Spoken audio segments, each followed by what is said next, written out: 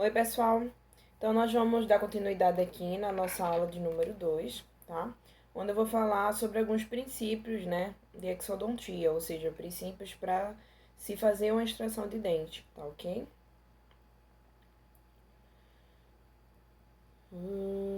Então, quais são, assim, alguns princípios, né, algumas etapas que às vezes precisam, às vezes não, na maioria das vezes são seguidas, né, para poder se realizar o ato mesmo da cirurgia é, e concluir a cirurgia, né? Vamos falar assim.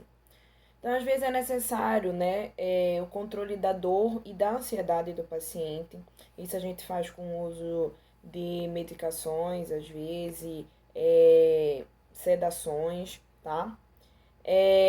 Então, tem as indicações para a extração dentária e existem também as contraindicações, avaliação clínica, né, dos dentes que vão ser extraídos.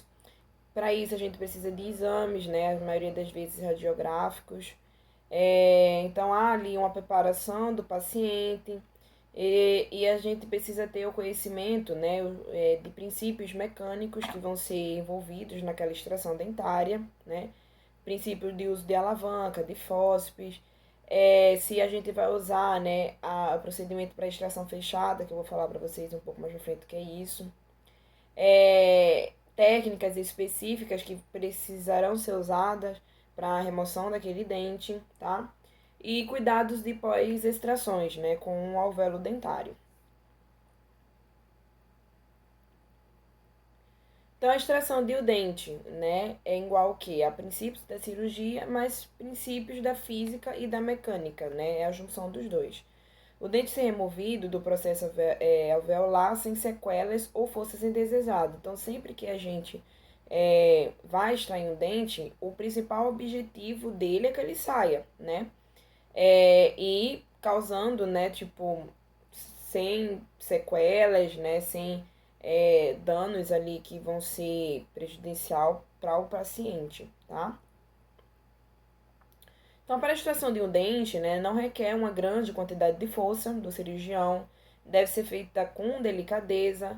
Uma força excessiva pode danificar os tecidos moles, né, do local ali, lesar osso e lesar dentes adjacentes. Uma força excessiva aumenta o desconforto transoperatório daquele paciente e ansiedade também do paciente, tá? Então, sempre quando a gente vai, né, começar uma cirurgia, a gente tem que controlar a dor daquele paciente, né? E como se controla a dor? Usando o uso dos anestésicos, né? Que na nossa área a gente usa os anestésicos locais, né? Ou seja, anestésico que age somente ali na área onde você vai atuar, né? Existem os anestésicos locais e o anestésico geral, né? Que é a anestesia geral que são usadas em hospitais, né, para procedimentos maiores, tá ok? Então, a anestesia local deve ser absolutamente profunda para eliminar a sensação, né, de dor ali pulpar, do ligamento periodontal e dos tecidos moles adjacentes. Então, assim, lembrando que tem, né, doses máximas que tem que ser usado, precisa ser respeitado de paciente para paciente, mas isso cabe, né, a cirurgião dentista mesmo, não cabe eu entrar a fundo para vocês quanto que vai usar e tal, porque são muitas aulas para poder chegar a isso, tá? Então, a anestesia profunda resulta na perda, né, das todas as sensações de dor, né, temperatura e de toque, mas não anestesia as fibras proprioceptivas, né, dos nervos envolvidos. E o paciente sofre pressão. Então, assim, quando você aplica uma anestesia local, você realmente só consegue ali cessar, né, as fibras que causam as fibras sensitivas que causam a sensação da dor.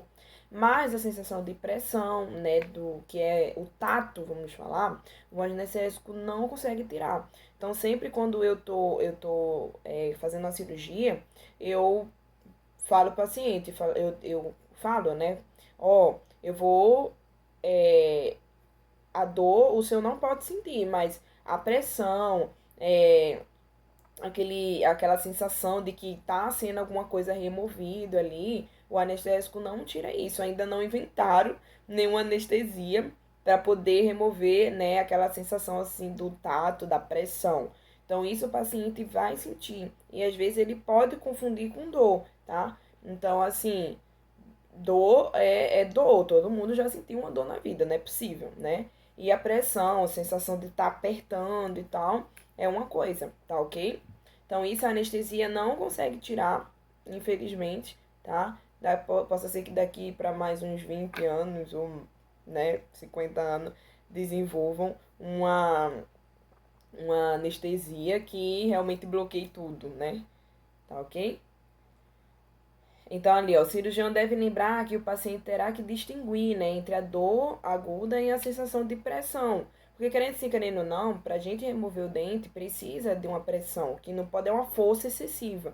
Mas o uso da força, da pressão ali, vai ser usado e o paciente vai sentir, tá?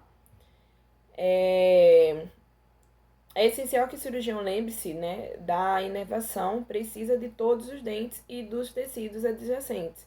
Então, abaixo eu coloquei, né, os principais nervos que geralmente são anestesiados para a gente poder, né, mexer nos dentes, né.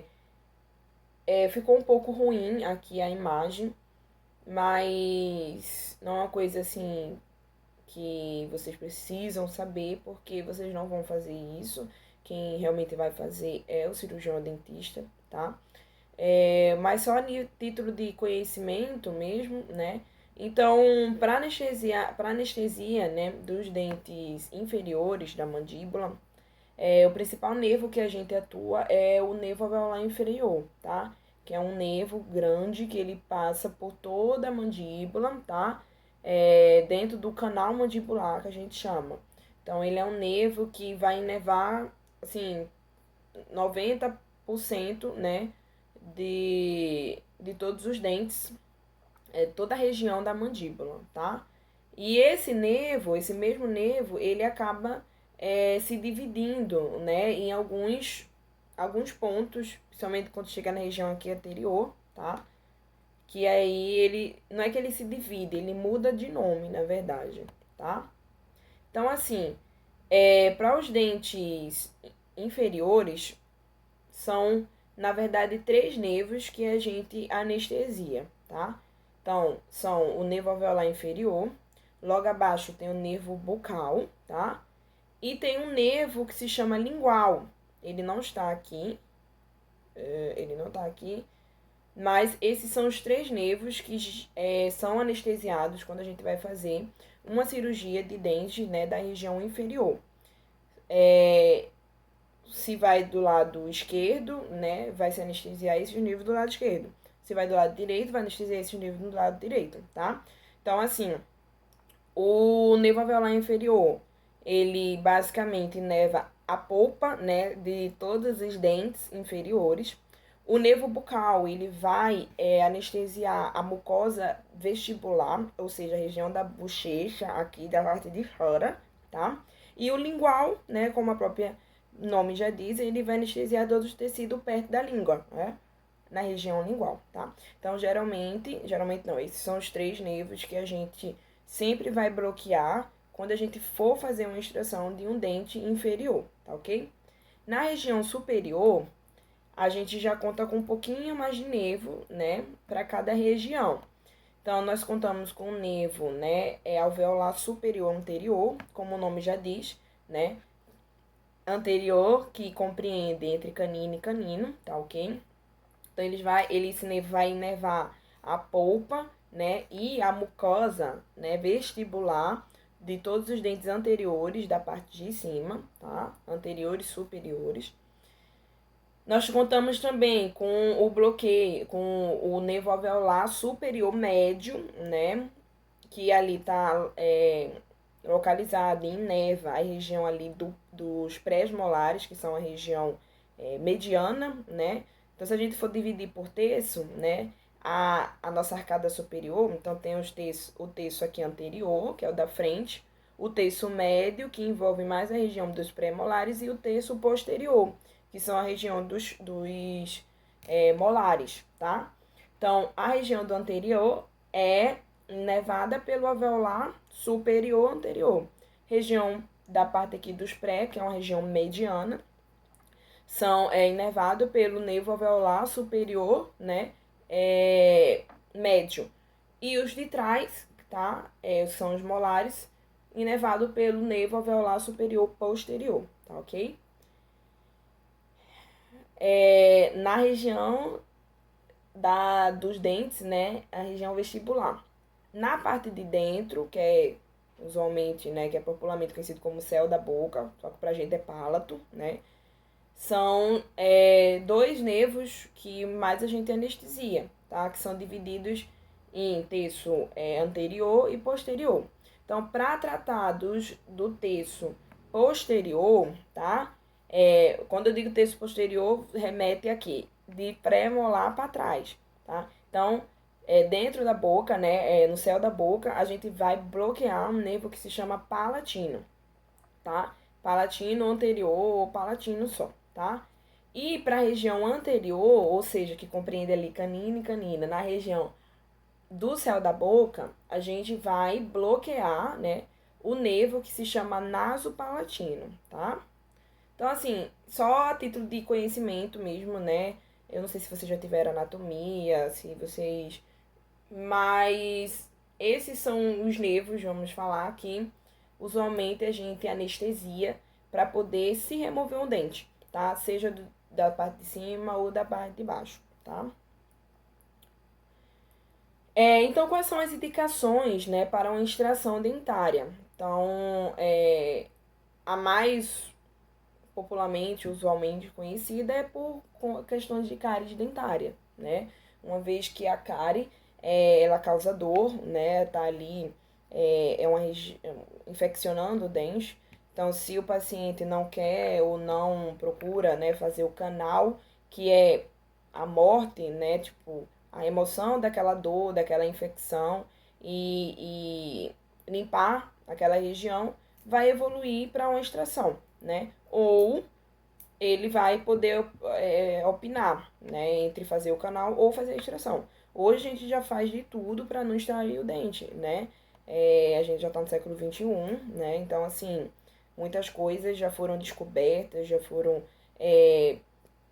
estudadas para poder a gente ter os nossos dentes, se possível, até o resto da vida mesmo, tá? Mas tem alguns pacientes que não cuidam ou simplesmente realmente por questões financeiras, né, optam por realmente a extração daquele dente. O que eu acho que às vezes, assim, ele tá achando que tá se livrando de um problema, mas na verdade ele tá ganhando muitos problemas a mais. Porque uma vez que você extrai o dente, né, extrai um dente, muita coisa começa a acontecer com os outros que ficarem em boca, tá? Então, as indicações, né, são mais por cáries, né, é a razão mais comum das extrações, em que ele encontra-se, né, então, severamente cariado, que não pode ser restaurado. Algumas vezes a complexidade e o custo das etapas necessárias para recuperar um dente cariado, também torna a exodontia uma opção. Então, às vezes o dente está tão, assim, quebrado, está tão destruído pela cárie, que ainda dá para salvar, mas tem algumas etapas que precisam ser feitas antes, consequentemente com um custo um pouco elevado, então o paciente opta por extração mesmo, tá? Então tem a necrose pulpar, né? Doença periodontal, indicações ortodônticas também, né? Às vezes o ortodontista precisa de espaço e são algum dente, os dentes que são usualmente mais mandados, né, para extração de indicação ortodôntica são os premolares, né? Uma vez que a gente tem dois, então acaba o primeiro sendo extraído e aí ele junta no aparelho para ter espaço, né? Então, dentes mal posicionados, dentes fraturados, dentes impactados, dentes supranumerários, que são aqueles dentes que saem a mais, dentes associados a lesões patológicas, radioterapia, dentes envolvidos em fraturas, né? E as questões financeiras também, tá? Então, existem as contraindicações para a extração dentária, sim, existe. E nós podemos dividir em duas, tá? São as sistêmicas e as locais. O que seriam as sistêmicas, né? É um grupo de condições denominadas de doenças metabólicas descompensadas em severa. Entre elas estão a diabetes não controlada, falência renal, com uremia, leucemia, linfoma, doenças cardíacas severas, né? Coagulopatias severas, como no caso da hemofilia, né? Uma vez que o paciente vai ali sangrar muito, né? Então, assim, não se deve fazer antes de passar por uma avaliação médica, controlar aquilo, né? Seja com medicação ou alguma coisa. Às vezes tem alguma contraindicação em grávidas, tá? Em grávidas é um assunto que a gente precisa, assim, realmente ser muito bem discutido, porque às vezes não dá. Sempre é indicado, né, se for realmente fazer cirurgias e tal em gestantes, que sejam feitas no segundo trimestre, mas em alguns casos, o paciente tá com muita dor, com muita, como é que eu posso falar? Dor, né, incômodo, que acaba fazendo mal, muito mal para ela, para o bebê, a gente, né, tem que fazer. Então, levando benefícios, a dor nunca é bom, né? Então, assim, causa estresse. Então, a gente opta por fazer a extração, mas levando todas as precauções possíveis, se for preciso, fazer em centro cirúrgico, né? Com médicos lá, anestesistas e tal, a gente faz, tá? Pacientes que tomam ou tenham tomado variedade de medicamentos, né, devem ter uma cirurgia com cautela, que são o que? Os corticosteroides, tá? Que nada mais é do que os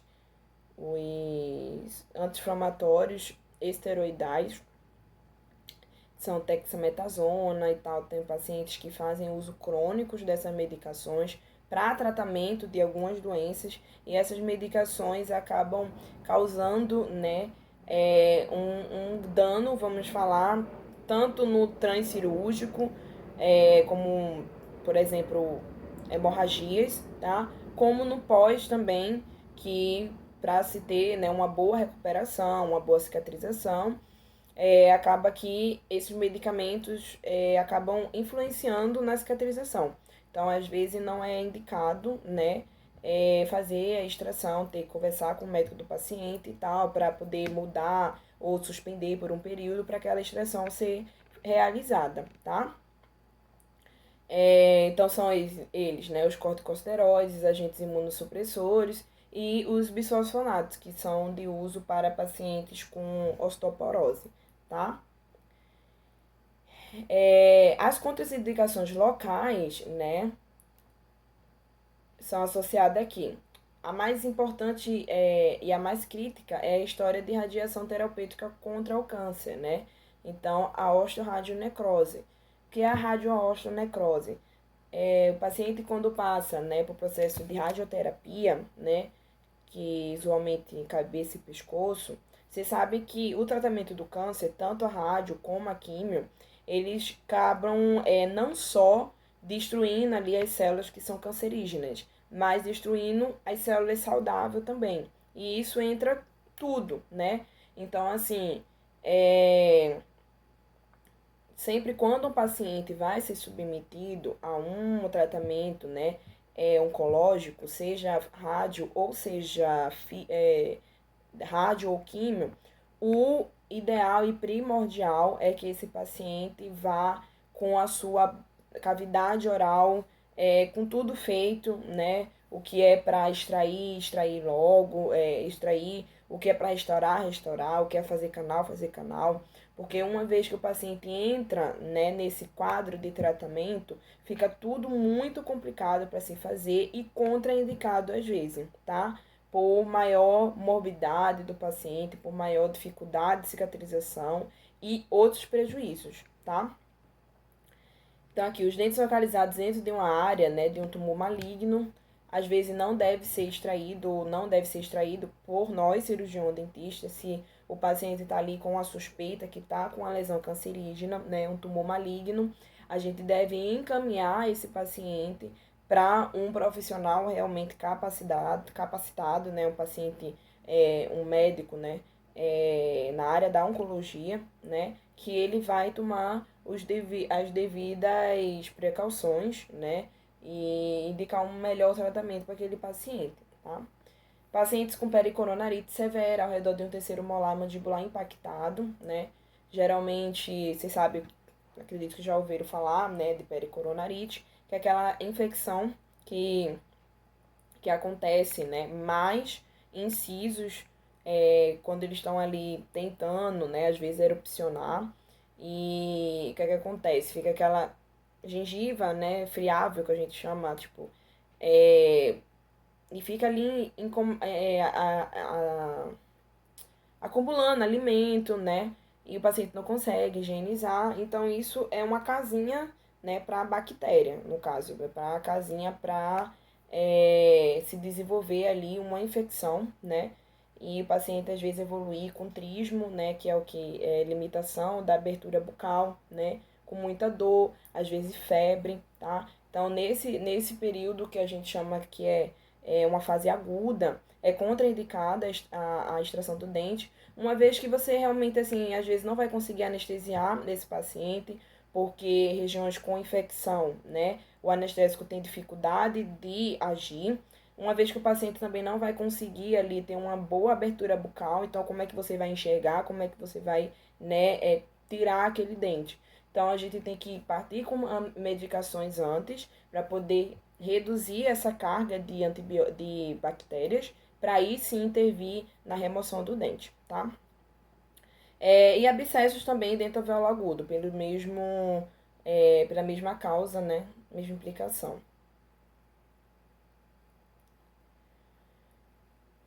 Então, toda vez que a gente vai, né, extrair, avaliar um dente para ser extraído, né, a gente precisa avaliar, né, alguns pontos para poder determinar se essa extração vai ser tranquila, se essa extração pode, né, acontecer alguma coisa, assim, que o paciente precisa ser avisado, porque sempre tudo que é conversado antes, tá? É uma explicação, o paciente toma confiança em você, tudo que é explicado, tudo que é falado depois de que fez o ato e aquele paciente ficou, né, com aquela sequela, vamos falar, se torna uma desculpa, você vai ser taxado, né, como um mau profissional. Então, assim, toda vez que a gente vai fazer uma cirurgia, a gente precisa, é obrigatório, pelo menos uma radiografia daquele elemento dentário, tá? Porque somente com aquela radiografia é que você vai poder julgar, né, esses itens aqui que eu vou citar aqui, né? Para poder você definir, né? Quantas vezes, quanto tempo você vai levar de cirurgia, o que pode acontecer, o que não pode acontecer, para poder conversar com o paciente, tá? Então, no período da avaliação pré-operatória, o dente a ser extraído deve ser examinado cuidadosamente para análise, né, da dificuldade da extração. Então, a gente vai analisar o acesso para aquele dente, mobilidade do dente e a condição da coroa, tá? Esses são os três passos, assim, principais, vamos falar. Então, dentro do acesso do dente, né, o que é que inclui? A amplitude da abertura de boca desse paciente, causas de uma possível redução de abertura de boca, tá ali, né? Como eu já falei anteriormente, o trismo, né? Por conta de infecções, DTM, que são o quê? Disfunções temporomandibulares, tá? Nessa região aqui do côndilo, às vezes realmente o paciente não consegue abrir a boca. E fibrose muscular, né? Nos músculos que são ali responsáveis por abertura de boca, tá? A localização e a posição do dente a ser extraído. Então, essas duas estão dentro ali do acesso ao dente que você tem que analisar, né? Primeiro, a abertura de boca desse paciente. Em segundo, a posição que está aquele dente, né? Em relação, assim, a estruturas nobres, né? Seja um outro dente de lado. No caso de sisos, né? o nosso preocupação maior é com o nervo alveolar inferior, tá? Uma vez que se essas raízes estiver em contato, né, é, próximo a esse nervo, no ato da cirurgia, pode acontecer, né, de tocar qualquer mínimo injúria nesse nervo, ele já pode dar o que a gente chama de parestesia, né, que é de uma sensação de dormência, de anestesia prolongada, né? Que pode voltar ou não, se volta, se vai voltar, leva um pouco de tempo, né? Então, isso daí precisa ser conversado com o paciente, que às vezes não tem, às vezes assim, é impossível isso não acontecer, devido à posição que o dente tá. Mas você já sabendo que tá com aquele contato, tem algumas técnicas que podem minimizar, né, essa injúria a esse nervo. Então, o nervo, ele, para ele se recuperar, depende também do grau, né, da injúria que ele vai sofrer, tá? Então, o mínimo que você puder fazer para aquela injúria não ser tão grande, né, provavelmente é o tempo também, o tempo de volta, né, desse nervo, dessa sensibilidade também vai ser mínima, tá? Então, a gente também deve analisar a mobilidade desse dente, né? Mobilidade maior que o normal, né? É remetido como os doenças periodontais, então você já pode julgar que vai ser um dente fácil para sair, tá? Mobilidade menor que o normal nos remete já à hipercementose, né? Ou anquilose das raízes dentárias. Anquilose, você já sabe, né? Quando não tem, é a ausência do ligamento periodontal. Então, aquele dente vai estar realmente assim, fixado no osso e você não consegue ver aquela linha, né, que a gente chama de ligamento periodontal. Então, você já remete que essa cirurgia pode ser um pouco mais complicada e mais difícil, tá? E também a idade do paciente, né, gente? Porque quanto mais o paciente é velho, né, o osso fica mais compacto, que a gente chama. Então, assim, não vai ter tanta aquela malemolência para poder sair o dente, né? Vai ficar um pouco mais complicado ali. E as condições da coroa, né? Então, assim, se a cárie está muito extensa, né? Se tem grandes restaurações, se é um dente tratado endodonticamente toda vez que um dente é tratado, né?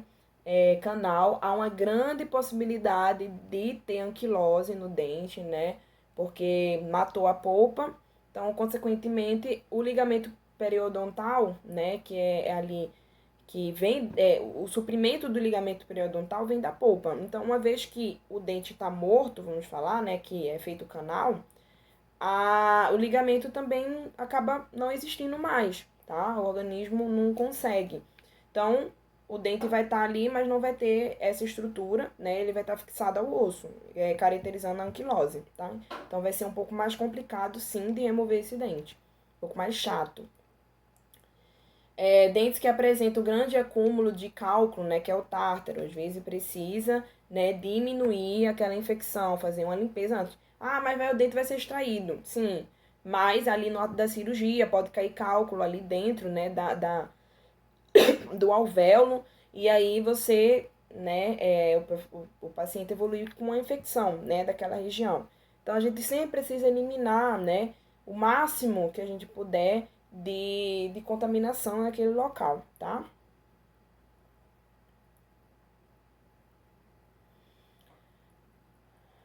Aqui, em relação, né, com as estruturas vitais, como no dentes inferiores, seria um nervo, né, esse nervo alveolar inferior, que fica dentro do canal mandibular. Na região de cima, uma estrutura que a gente deve se preocupar bastante é com o seio maxilar, tá? São a estrutura que a gente tem aqui na maçã do rosto, que dependendo, às vezes, da força, você pode deslocar o dente para dentro dessa região, né, que é o seio maxilar, que é uma cavidade cheia de ar, né, ou causar uma comunicação, tá, e aí ter alguns problemas depois, tá. Então, a gente precisa também avaliar, né, as configurações dessas raízes, como que essas raízes estão. Isso é muito importante para poder, assim, realmente determinar que técnica cirúrgica você vai usar, tá? Que a gente vai ver na aula um pouco mais na frente. Então, a gente vai avaliar o número dessas raízes. Dependendo do número, tem forças, né? Tem posições e movimentos que você pode e não pode fazer, tá? A curvatura dessa raiz, forma, o tamanho, né? A espessura, tá ok? Condição do osso adjacente, avaliar a densidade do osso, né, que vai ser extraído, como eu falei, está mais relacionado à idade do paciente, tá? O osso que é mais radiolúcido, né, ou seja, ele é menos denso, tem uma fácil extração. Agora, o osso que é mais opaco, né, é uma densidade aumentada, né, evidencia um que a gente chama de osteíte condensante, que aí vai remeter que sua cirurgia vai ser um pouco mais complicada, aquele dente vai ser um pouquinho mais difícil de sair. Então, aqui o preparo, né, do paciente do cirurgião, todos os pacientes devem ser vistos como sendo portadores de doenças transmissíveis, né, pelo sangue, pode transmitir para a equipe e tal. E aí é primordial, né, fazer o uso de toda aquele material, né, que eu falei para vocês na aula anterior, de máscara, de gorro e tal, para proteção sua e do paciente, tá? Então, essa foi a nossa segunda aula, gente. E a terceira aula eu já volto realmente com o que a gente precisa fazer para o dente poder sair e tal, tá? Espero que vocês tenham entendido tudo direitinho. E é isso. Qualquer coisa, eu estou no meu WhatsApp para responder vocês, tá? Até mais.